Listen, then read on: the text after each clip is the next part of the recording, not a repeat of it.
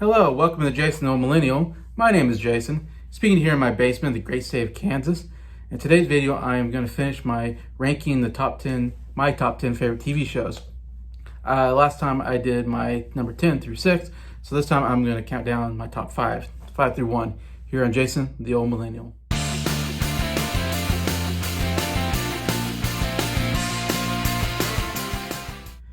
Hello everybody, hope everybody's doing well here on a Friday afternoon. I'm finishing my ranking of my top 10 favorite TV shows.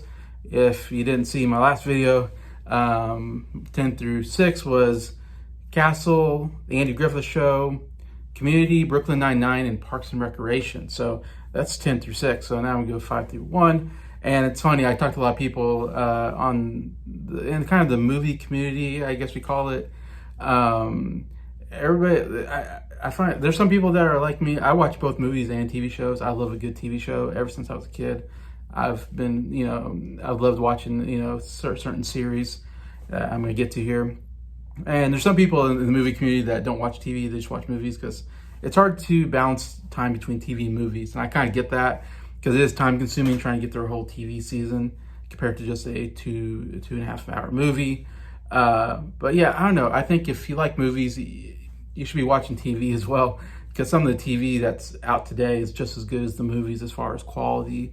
Because the big thing used to be that movies were just better quality than the TV as far as production value and all that. Also, they spend a lot more money and all that. But today, I mean, HBO and at Netflix, we got the streaming channels that spend quite a bit of money on their Amazon Prime, spend a lot of money on their TV shows and make them movie quality. And TV shows used to be 24 episodes long.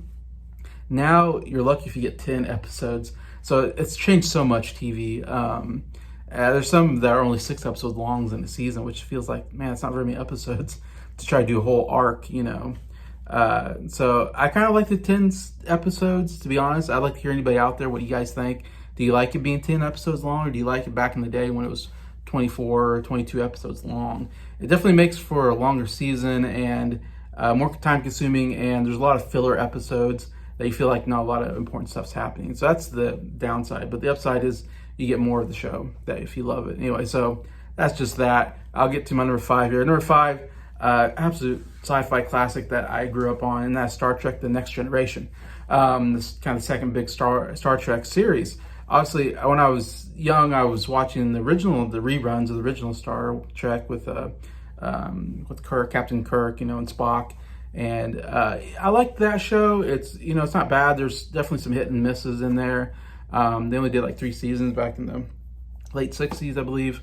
And then it kind of had a resurgence, of course, with the movies in the 80s onward. And I'm a big fan of some of the movies as well. But my Star Trek has always been Star Trek: The Next Generation. That's the one I grew up on because it came out like in the late 80s into the 90s. And I don't think I watched it until I got into the early 90s. So I was definitely, 3 or 4 seasons into the show probably.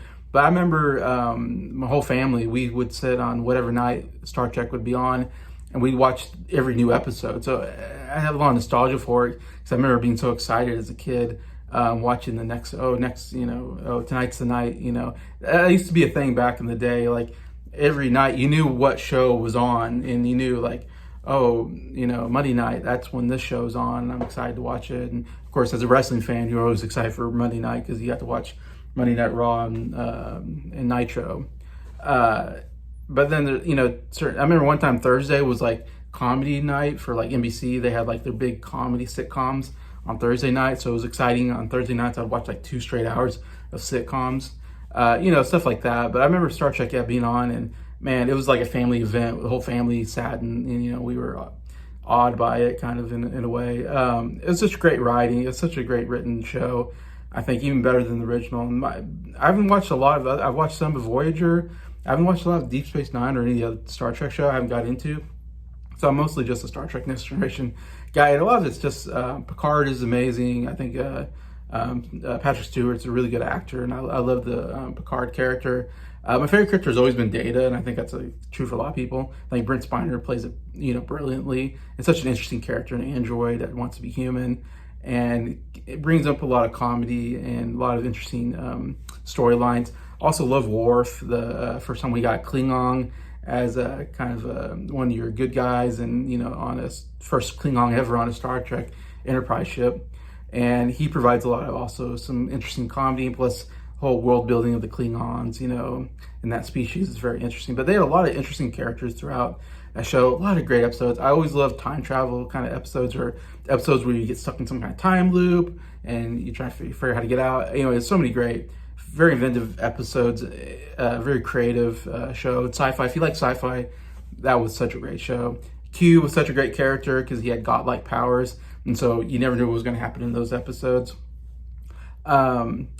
Yeah, I also love because what makes that show so great is when they came up with the now I'm forgetting what it's called, where the holodeck, where you can put any scenario in the holodeck and live out different situations. That's such a creative idea, and made some really great episodes, especially because you usually get stuck in the holodeck, and then safety features are off and you might die in the holodeck, and then you die in real life. But I wish I had a holodeck in real life. That would be pretty fun. But anyways, yeah, number 5, Star Trek Next Generation, one of the best sci-fi shows of all time. Number 4 is a current show. I think the only current show I have on my list, and that is Cobra Kai. Huge Cobra Kai fan, like I said, on Netflix now. I was a big fan of Karate Kid. I grew up on the Karate Kid movies. Always loved Mr. Miyagi. Loved the whole storyline there. And this was such an amazing, interesting show I never knew I needed, and now I need it. Did we ever think we needed a redemption arc for Johnny? No, I never thought that was something I needed, but man, I absolutely love the redemption story arc from that first Karate Kid movie up to now the whole Cobra Kai series, where now he's, especially this last season, he's really turned the corner, I think, to being, he was always kind of a good guy throughout the series, but he definitely turned a corner, I think, in where he's very, very likable. I always liked him, but he's definitely more likable even now. He's an interesting character. William Zabka is really the star of the show, and I love Johnny, that character, and like I said, the whole arc. He has the great redemption arc, and he's great because he's kind of a jerk, yet he's funny. He's actually, a good guy even though he was a really bad villain in the first movie. This really makes him like, wow, we maybe misunderstood Johnny, and maybe he was just, a bad situation, a kid in a bad situation and all that.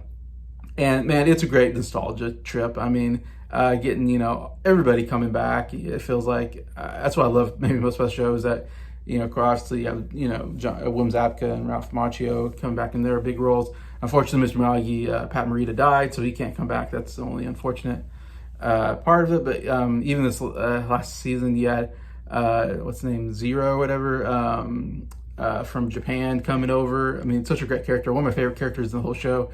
I'm gonna forget his name, but the villain this last 2 seasons has been such a good villain. The villain of Karate Kid 3, in fact, I'm forgetting his name on top of my mind, but Silver, I think it's Silver, right? Yeah. Terry Silver has been such a great villain, one of the best villains in all TV. Absolutely love him. He really chooses scenery. But yeah, love all the other characters that are coming in and out. I love that all the villain characters are kind of having redemption arcs. That's great. And you get the young kids. I don't care as much as I like Johnny. And of course, there's lots of relationship issues in there. I don't care about all the romances. In fact, I kind of hate one of the characters. She's the daughter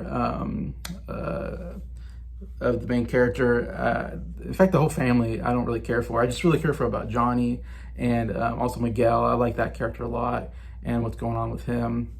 Anyway, it deals with bullying. That's always a great subject matter, trying to, get rid of bullies, or try to fight back against bullies, and not get bullied. So I do always love those kind of storylines. Anyways, but it's such a funny show. It's hilarious. The action scenes are really good. The karate scenes, really, really well done. That's what I have to give a lot of credit for. Is great choreography, great characters, so many good characters bring. I love Dimitri and Hawk. Maybe my 2 favorite characters of the whole show, to be honest. I think those 2 could go off and do a spinoff, and I'd be totally for it. Like Dimitri and Hawk go to call. I say Hawk, Eli, whatever, goes to college like that. That's a show that needs to happen, I think. There's 1 more season left, and I have it so high on my list, number 4. That seems pretty high, but every season's been great. They haven't had a bad season. They've had 4 or 5 seasons now, and it's okay, when you have that many good seasons, it has to be in my top 5. One of the best shows of all time. if they nail this next season, man, I mean, yeah, it's continue to be in my top 5 favorite shows of all time. Absolutely love it. If you aren't watching it, you gotta watch Cobra Kai on Netflix. Such a good show. Even if you didn't watch Karate Kid, the show is still, like I said, very funny. It's got some great dramatic moments as well, and great action as well. So yeah, Cobra Kai, number 4 on my list.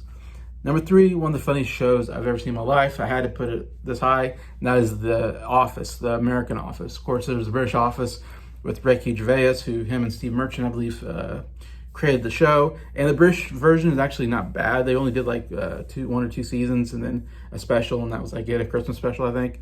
But the U.S. Office took what they did and ran with it, and man, they made an amazing show. I mean, I want to say it's like the first one that started this whole style that's kind of become popular, the mockumentary style, which we've seen in movies, but I don't think we've seen so much in TV, where the characters know that there's a camera on them, that they're being documented, and there's a documentary crew there, and so they're talking into the camera right to the audience, and it provides some really great moments of them talking to the camera.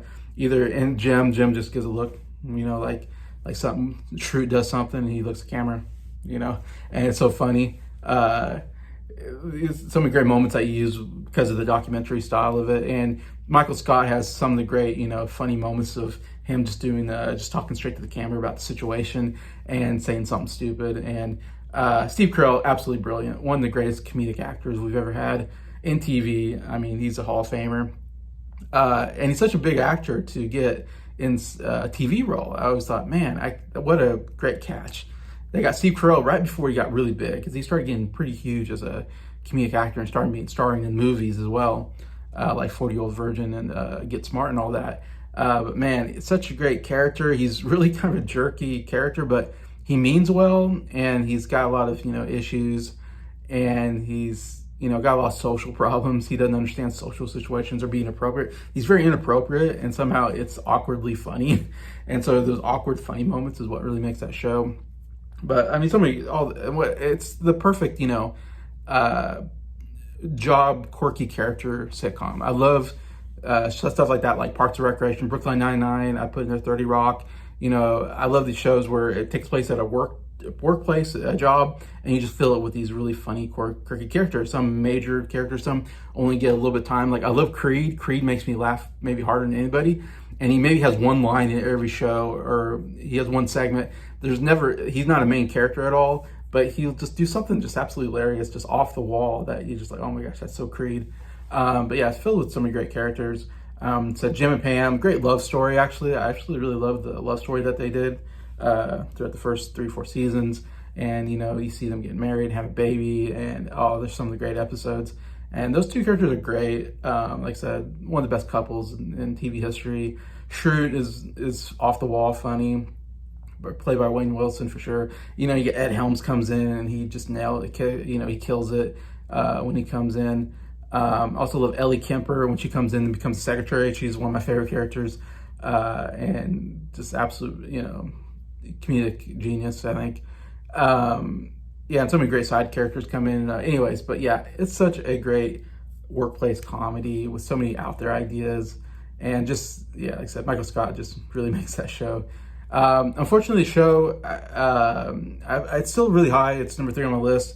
I'd say the only thing that hurts is the first season was not very good. It's only like 6 episodes long. And the second season, I don't know if it's that good, but about the third season, it really starts kicking off.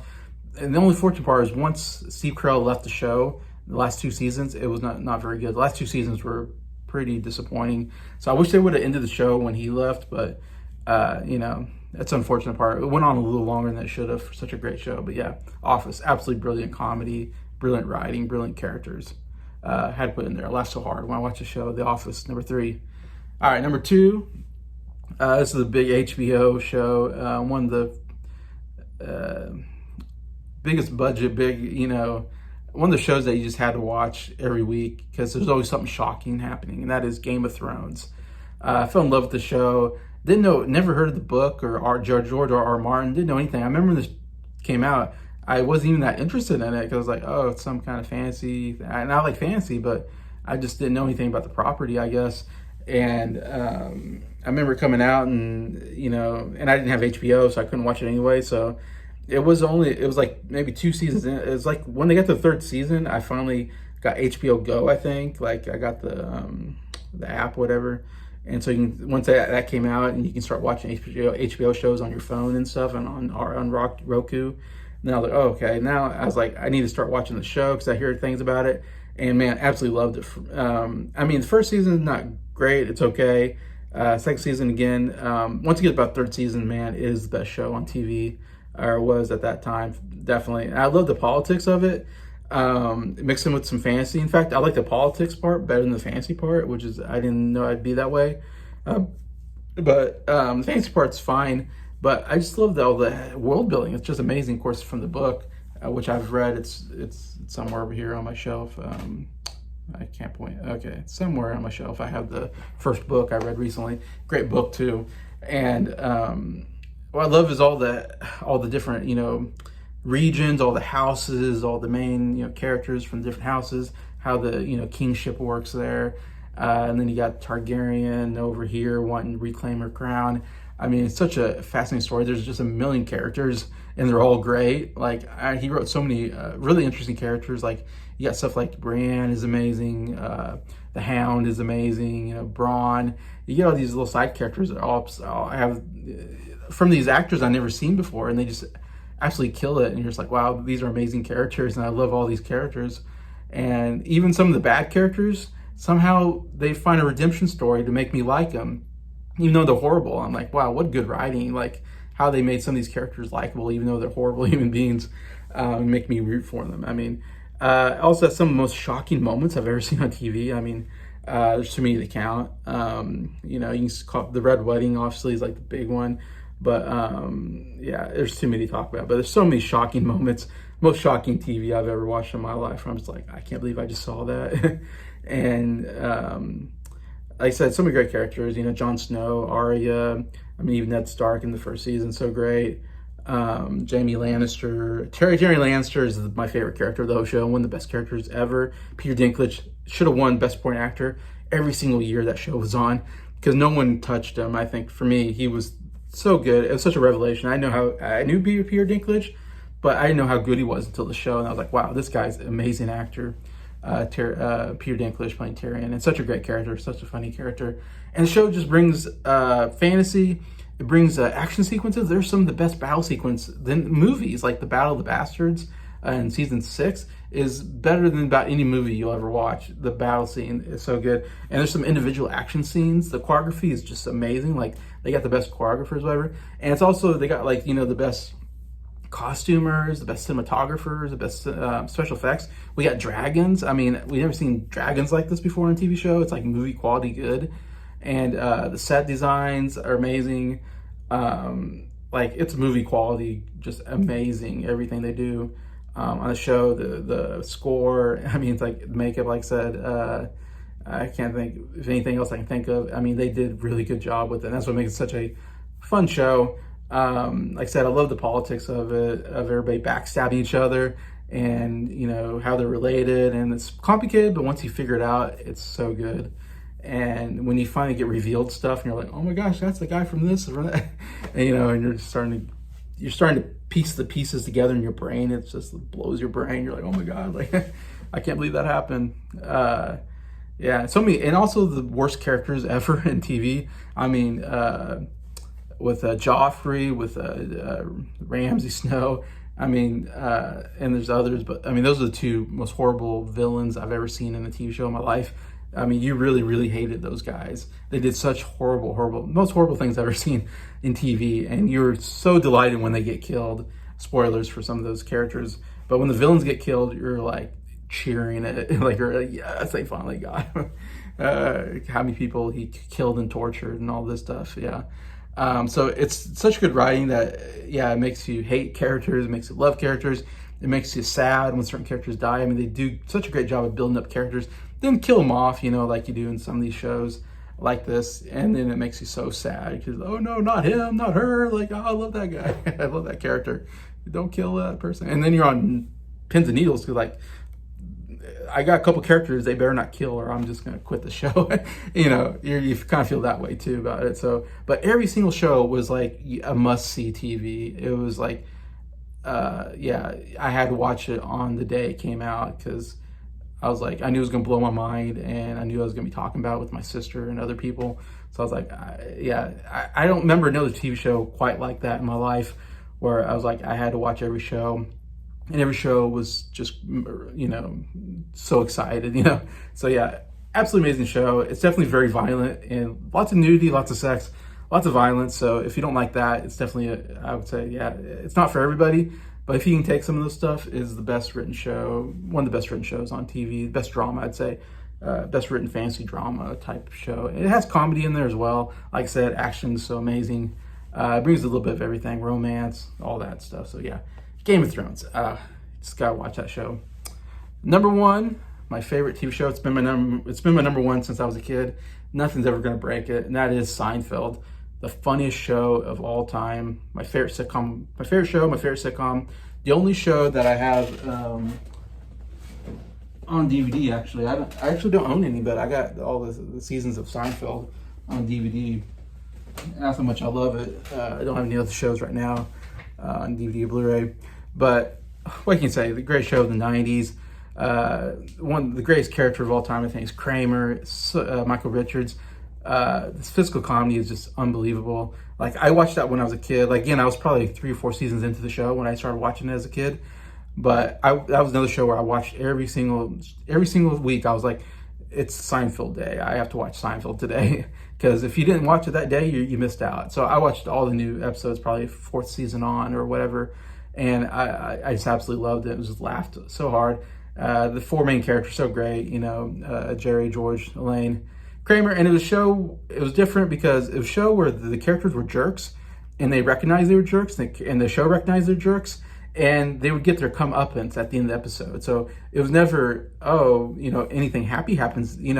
Anytime something happy happens, something bad happens at the end to take it away. So you always were left with something bad, breakups or whatever happens at the end of the show. And so, but you loved it as watching it. You're like, yeah, these characters deserve bad things to happen to them. They're selfish, self-centered jerks. And so, but I like them. It's like they're the main characters and they're absolutely hilarious. At the same time, I recognize, yeah, they're not very good people. And so that was a different thing. They say it's a show about nothing.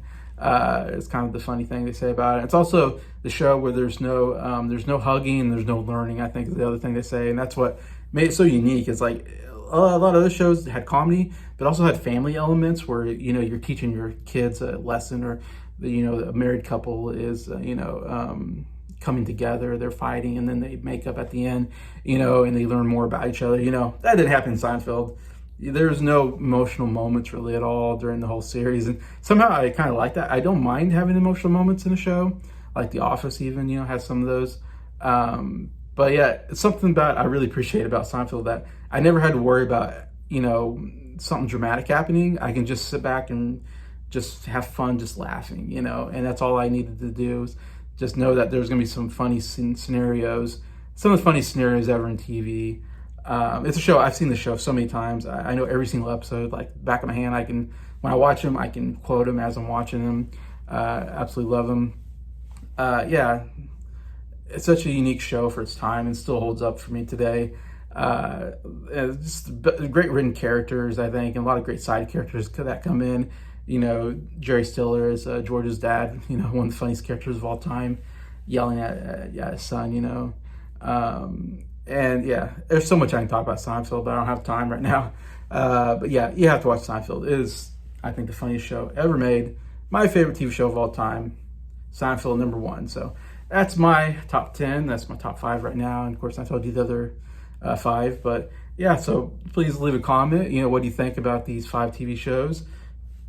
Or any of them in your top 10 or anywhere in there. What are your favorite TV shows? Love to hear what you guys see what you guys say.